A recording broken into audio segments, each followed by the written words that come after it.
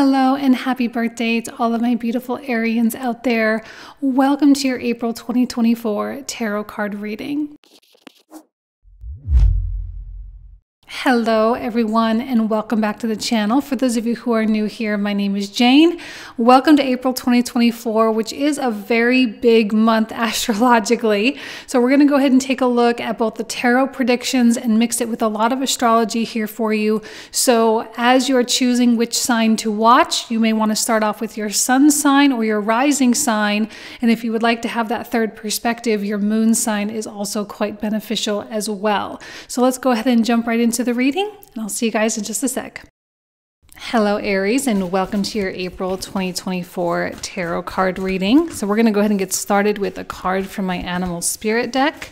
So what is it that Aries needs to know for April 2024? Trust in the magic.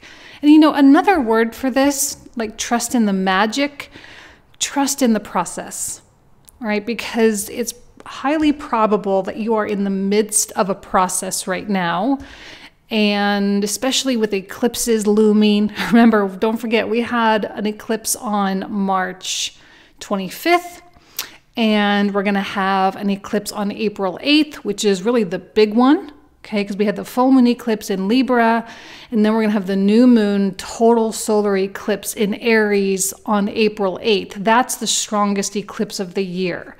We've got a Mercury retrograde involved with that one. We've got Chiron involved with that one. It's just going to be kind of a more hefty eclipse, all right? And things are changing so rapidly. We also have this Jupiter-Uranus conjunction, which I have been talking about for months. That is happening on the 20th of April. So we do just have a kind of a lot of movement. And then by the time we hit the very, very end of April, 29th and 30th, both Mars and Venus move into their signs of rulership. So we're going to have these really, really strong placements. And if you are trapped in a process right now and you're not seeing the results, please keep going. Please keep going and trust the magic that the results will come, because it's not really magic, is it? It's the result of effort. It's the result of changing it up and doing different things. And it's the result of what happens when you get out of your comfort zone, which Jupiter and Uranus is just begging us to do. Also Pluto now in Aquarius, right? We've got all these placements that are like, go get uncomfortable, go do things you've never done before, go stretch your limits, because a new life is awaiting you. And you're going to have to trust this process, though, because it is not going to be easy. It will probably be a little bit bumpy, and it will probably not make a lot of sense all the time. But I kind of feel like right now it's more about just a self-belief. Believe in yourself, believe that you can, believe that you are capable, believe that you deserve it too, especially when you're looking at other people and maybe they have something that you want to have, right? To have that sense of self-worth enough to say, I'm worthy of that as well. That can go a long way too. So let's take a look at this moon card, or a card from this moon deck. Meditate and contemplate. Now, for the majority of April, we do have Mars in Pisces, okay? And I do think Mars in Pisces is very much a meditate and contemplate type of sign. But the meditation and contemplation, it can be used for a myriad of things, right? We can have deep healing.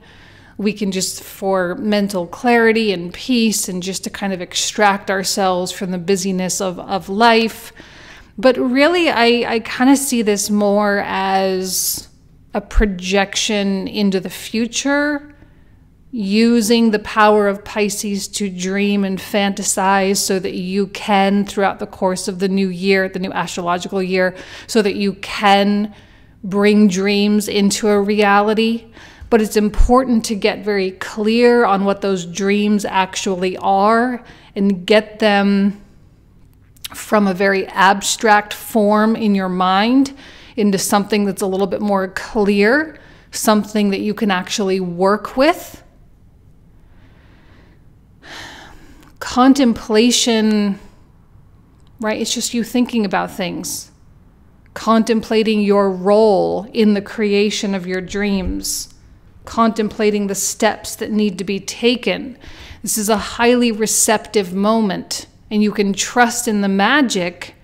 If you are in this meditative place, you can trust that ideas and solutions and people are going to show up for you.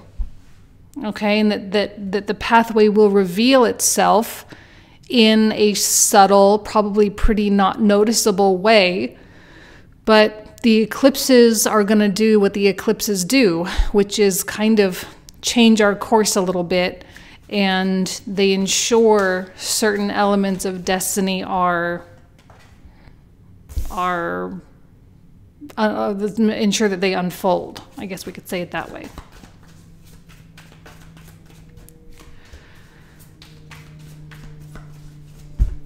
Okay, that Eight of Swords right next to the Trust in the Magic card, I actually like.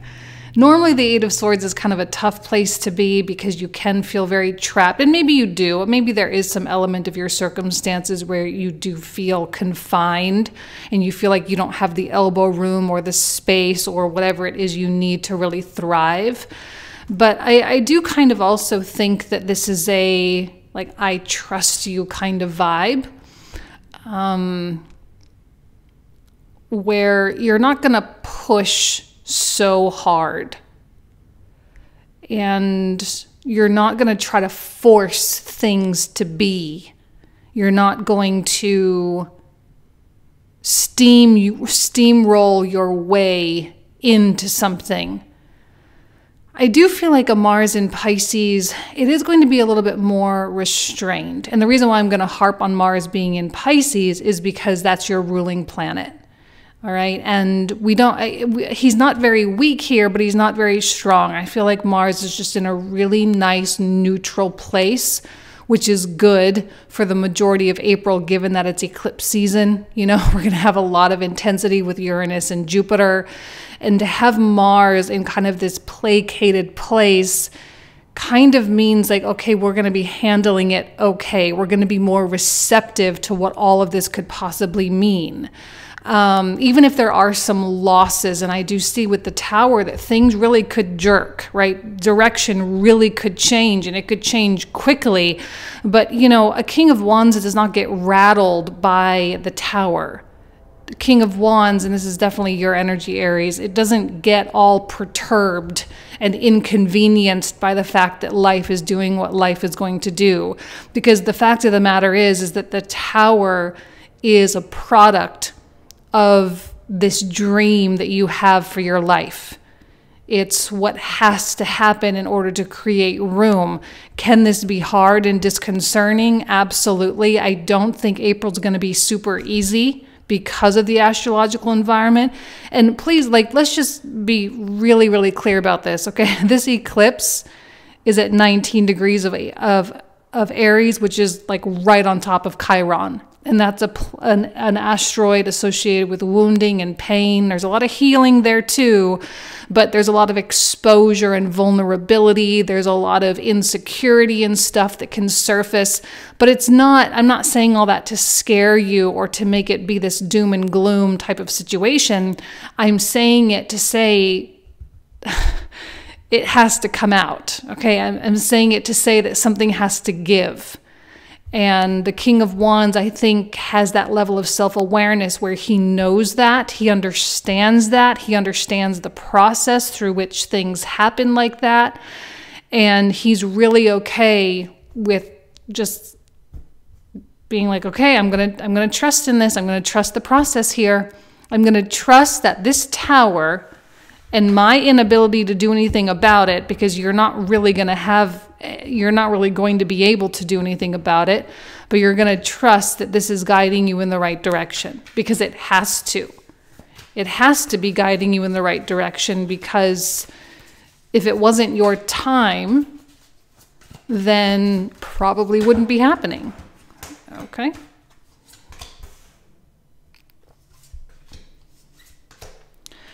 All right. See, the Justice card is perfect for eclipses. It really is. It's so perfect because especially when we have the full moon eclipse in Libra, right? Don't forget Libra's involved in all of this too. And it does balance the scales, that's for sure. This is an adjustment, this Tower card. It's your life adjusting.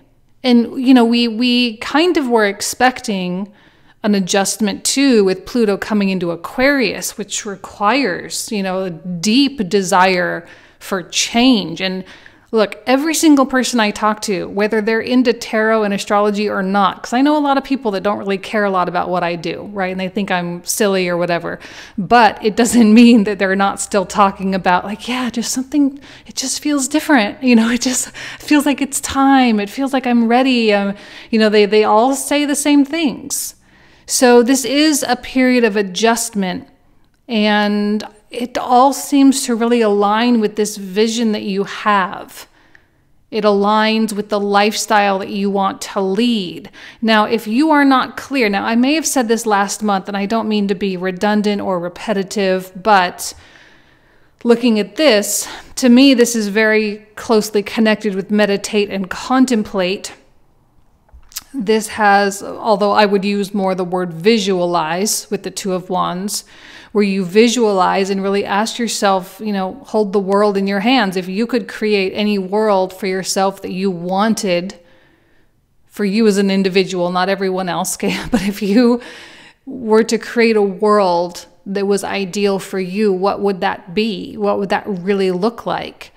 And to be a little bit brazen about it, you know, to be a little bit more honest with yourself about things. And if there are areas of your life where you are justifying things, I'm looking at the Seven of Swords here. If you are justifying certain circumstances, you're rationalizing things, you're brushing things under the rug, or you're brushing it off your shoulder and saying, I'll worry about it later, I'll think about it later. No, don't do it later. That's ridiculous. Okay, it's ridiculous because now's the time to do it. Now's the time to confront it and to dive in and to say, okay, I'm going to make this happen. And there might need to be an extra, I mean, I'm going to probably say this for not only April, but May as well. For the next 2 months, I do think it's going to be really crucial for there to be legitimate effort put into certain things. And you're going to feel the urge. I think you're going to feel like you actually want to do it because this is Uranus, Jupiter stuff. And even on in through June, when Jupiter finally comes into Gemini, Gemini is going to want to freaking pounce on stuff. Jupiter in Gemini is going to want to pounce. So this energy is only going to continue. It's only going to increase. It's only going to get stronger and stronger. And, you know, the rationalizations and the justifications of like, oh, I don't have the money, or, oh, it's not the right time, or, oh, I don't know if I can. I don't know if they're going to want to do it for, you know, we go through all these lists. You're just abandoning yourself. You're kind of betraying yourself at this point, because when a tower happens, it is up to us to respond. And if we respond by shrinking and hiding and going back to our comfort zone, to a place where maybe we weren't growing, and we start associating with people that aren't really good for us, or we start doing things that are going to hinder our progress, you know, that's our own prerogative. We can do that, but that's not what your soul ultimately wants, because your soul is always going to want expansion, right? That it's going to want to learn new things and go different places and try different things. I feel like curiosity, that's going to be the big word for 2024 and into 25 with Jupiter and Gemini. Your soul is going to be exceptionally curious. Jupiter in Taurus this past year has been a little slow. Okay, there could have definitely been some growth, but it has been a little slow. It's going to be really different near the end of the year. And so you're going to have to really fight against that force in order to go backwards, right? You're going to have to fight against that curiosity. You're going to have to fight against your soul's desire to expand and adventure. I don't think anyone really wants to do that, but that can be a response to this. But remember, the only reason this is even happening in the first place is because you are in many ways manifesting it. Now, you're not manifesting the tower itself, you're manifesting other things, but the tower is the thing that was in your way and you didn't realize. So you're actually tearing down lots of blocks and lots of psychological and mindset type of things. You're overcoming aspects of yourself that have been problematic for you in terms of you achieving your goals. And I feel like there's nothing but an upside to this as long as you embrace it. But there will be Aries who hide from it, and that's a tragedy, but we, you know, to each their own. We all have to do what we have to do. But there are going to be some Aries who hide from it, and then there are going to be Aries that launch from it. Okay? And just so happens, right, I kind of feel like Aries are kind of lucky. Not only is the sun exalted in your sign, but you're also the beginning of the new astrological year. It's the beginning of a new season, whether it's spring in the northern hemisphere or autumn in the south, whatever way it is, you know, there's this kind of sensation of change that happens around this time of year, around the equinox points. Okay? There's the fight. You are going to have to fight for it. You are going to have to put in the effort, and you are going to have to, you know, because no one is going to fight for it as much as you are. That's the thing is no one is going to jump into your life and make your life happen the way you want it to happen. That has to come from you. And I see you doing that. And there may be some people on the receiving end of that. They're like, whoa, okay, Aries, I see you. You know, but I kind of feel like this is a 7 of Wands. So we have 6 Wands in the front here. They're kind of antagonistic. Now, I don't necessarily think you have people working against you.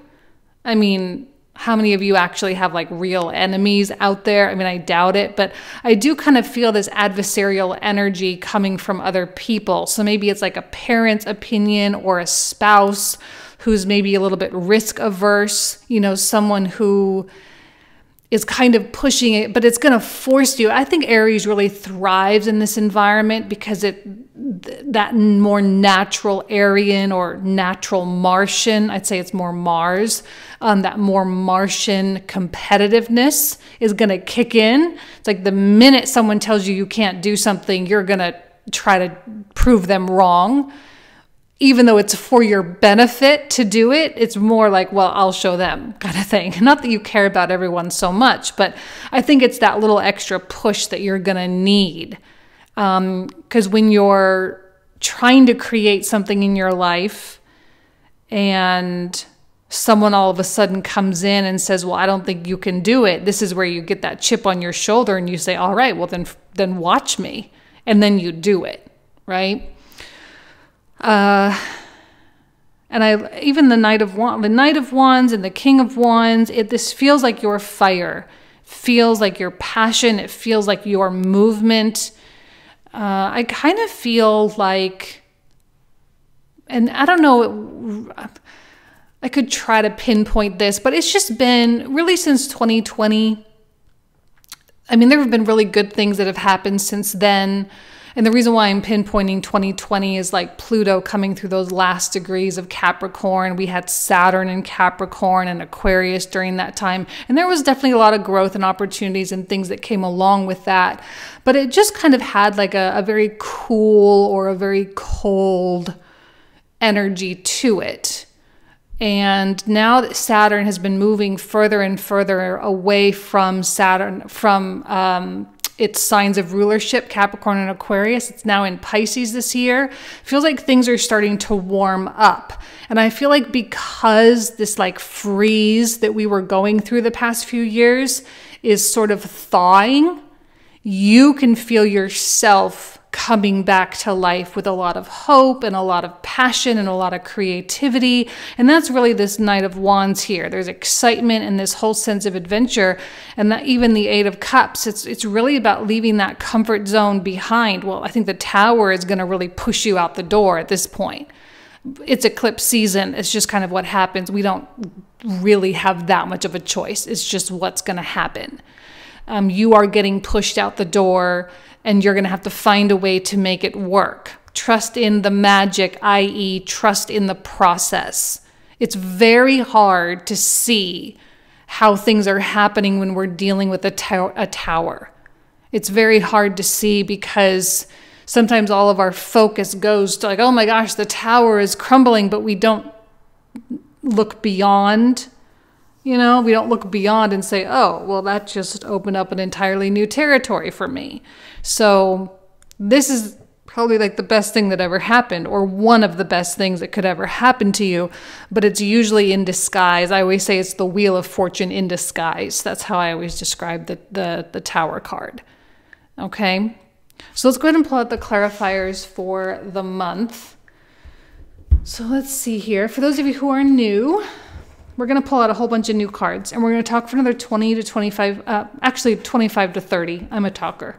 25 to 30 minutes about all these cards.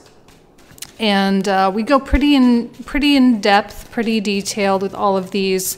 We're going to do this in the comprehensive reading, and the link for that is found in the description box in the comment thread down below. So if you want to check it out, you are more than welcome. So let's take a look here at the Eight of Swords. What is it that Aries needs to know about the Eight of Swords?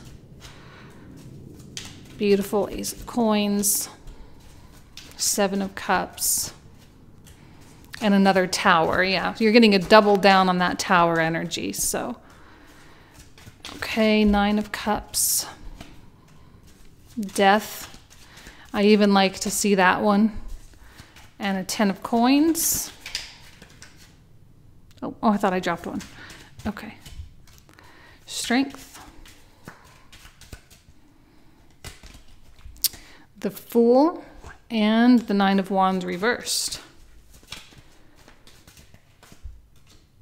The Devil. Okay, so you've got some tough ones. The Tower, the Death card, and the Devil all coming out in one reading. Two Tower cards. It just indicates that, like, yeah, you are getting into that place of discomfort. You know, it's a sign you're going in the right direction, but it's not, it doesn't always feel good, okay? King of Swords reversed, Five of Swords, the Magician. I feel like the temptation to go backwards is going to be really strong, really, really strong. That's something you're going to have to fight against. Star, the Nine of Coins. Okay, you got Nine of Coins, Ten of Coins, and Nine of Cups. So there's a lot of promise here. Beautiful, the Sun, King of Wands, Page of Cups. Four of Cups. The Emperor. That's the Aries card. It's like fire on fire on fire. And Six of Coins. Ten of Wands reversed, the Lovers reversed, King of Coins reversed. Okay, so this is where we're going to pick up in the comprehensive reading. So again, all the info can be found in the description box down below. Thank you all so much. You guys know I love and adore you. Have an amazing month, and I'll talk to you soon. Take care. Bye-bye.